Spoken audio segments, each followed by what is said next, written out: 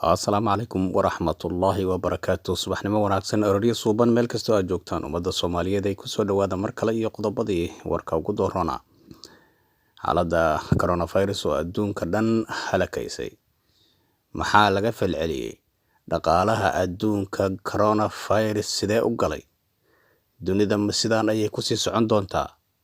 Haddii sidaan ay kusii socoto adduunka oo wax isu socdaba la waayo, maxaa ka dhalan karo? Takhaatiirtii dunida oo dhan wax baranaysay oo cilmiga cirka iyo meel walba aaday, maxaa hergebkan coronavirus ay wax uga qabanayeen? Sababtu maxay tahay? Waddanka ilaa iyo aminka tirada caalamka ugu badan dhimashada cudurka COVID-19 waa waddankee? Qaabkee ayaa loola tacaali doonaa? Maxayse ku dambeyn doontaa? Qodobadaas iyo kuwo kale ayaad barnaamijkeena sababka aroornimaad ku maqli doontaan. Waxaan ahay Cali Cilmi ee ku soo dhawaada warkii oo dhan. Aan ku bilaabay sida aad warkaba ku maqlayseen xaaladda coronavirus cudurkani ayaa dunida dhan saameeyay 3 bilood ee ugu dambeysay. Cudurkani oo ah cudur hergebka u eg oo qufac ku bilowdo kadibna sanbabaha qofka aadamaha waxyeeleeya ayaa waxa uu ka soo bilowday waddanka China, halkaa oo dhibaatada ugu darnayd uu markii hore ka geystay. Hase yeeshee adduunka oo dhan arrintaasi kuma aysan baraarugsanayn oo waxay u arkayeen cudur iska kooban oo hergebka oo kala ah. Ha yeeshee arrintaasi ayaa markii dambe waxa ay noqotay mid isku shareertay cirka oo dhammaan saameysay caalamka oo dhan. 5 qaaradood adduunka haba ugu darnaadeen ee qaaradda Yurub iyo Asia. Inta la ogsoon yahay, waddanka hadda ugu badan tiro ahaan ee cudurka coronavirus u halakeeyay waddanka Mareykanka, halkaasi oo uu ku dilay dad aad u fara badan, kuwo kalena ay la ildaran yihiin. Madaxweynaha dalka Mareykanka Donald Trump ayaa sheegay in uu yahay cudurkani mid halis ku ah jiritaanka dalka Mareykanka dadkiisa. Waxaanu dadku ugu baaqay in guryahooda ay ku sugnaadaan, halkaasoo dowladdana ay siin doonto lacag caymisa oo dadka ay ku noolaan doonaan, kirada guryahana looga bixin doono.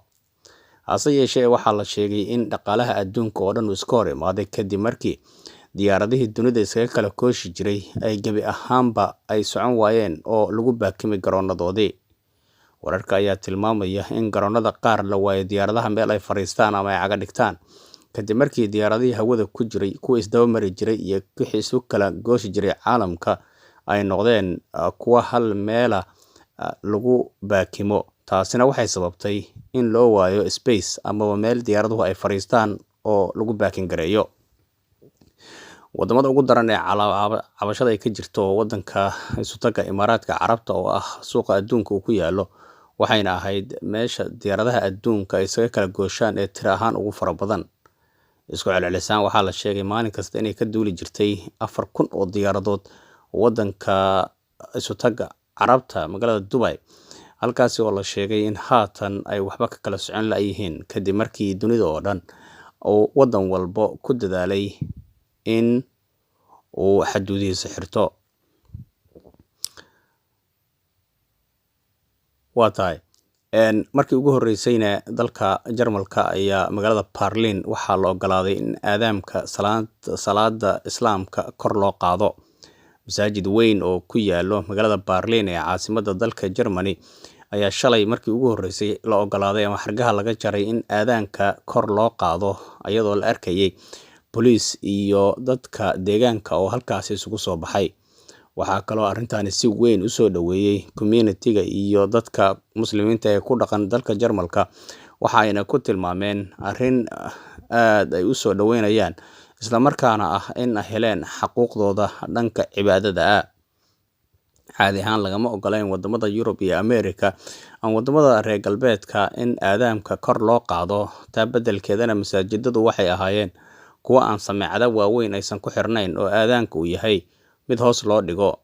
Gaar ahaan markii mu'adiniinta ay aadaamayaan ayaa waxaa la arki jiray iyagoo aadaamka hoos u dhigayo, daaqadahana xiranayo si aysan codka ugu baahin dadka deriska ah kadibna aan loo maxkamadaynin.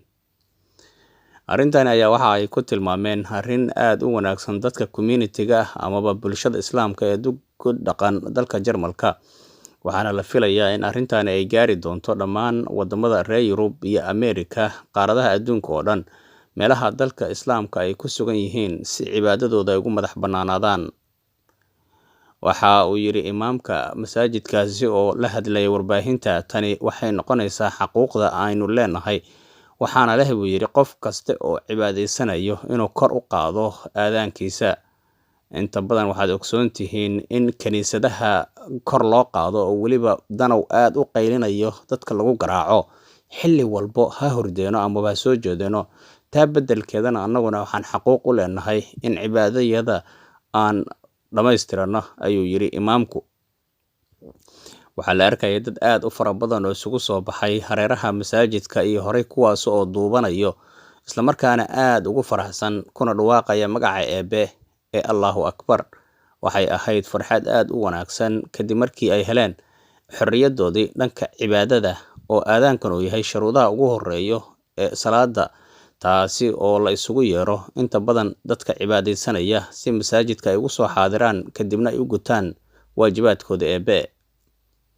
Halka warka kala socotaan waa Samawada Media ee inta mar kale ku maqli doontaan warkan oo kale ah.